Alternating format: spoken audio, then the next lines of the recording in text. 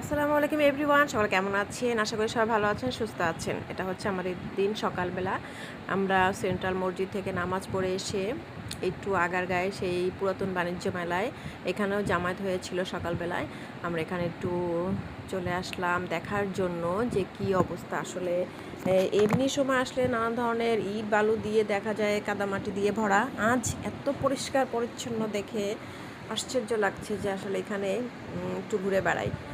তো এখানে আসলে কোনো জ্যাম নাই, ট্রাফিকের কোনো জ্যাম তো নাই ঢাকা শহরে কোনো জায়গায়, কিন্তু এখানে এত ক্লিন আর দেখাচ্ছে যে গাছে পাখির ডাক শোনা যাচ্ছে। উফ, সুমধুর সেই পাখির ডাক। আর একটা জিনিস আমার কাছে খুবই খারাপ লাগলো, আসলে এটা কারো দোষ না।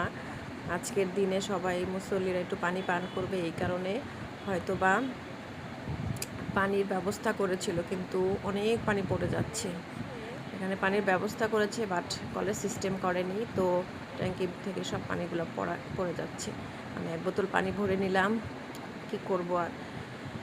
হ্যাঁ, এটা অনেক মানুষ হয়েছিল বোঝা যাচ্ছে। আমরা যখন আসতে আসতে মানুষ প্রায় চলে যাচ্ছিল, এবং এটা তারা সব গুছগাছ করে ফেলছে। এই যে বিশাল জায়গা, আসলে মনটা খুবই ভালো লাগলো যে ঢাকা শহরে প্রতিটা মসজিদেই ঈদের জামায়াত হয়েছে।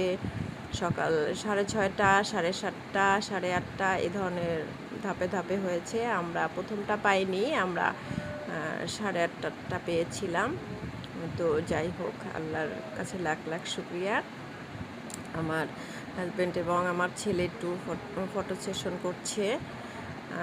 তারা ঢং ঢং করে ফটো নিচ্ছে, কিন্তু আমি এর মধ্যে নাই ভাই। আমি ফটো তুলতে একদম পছন্দ করি না, আমার কোনো সেলফিও আমি তুলি না।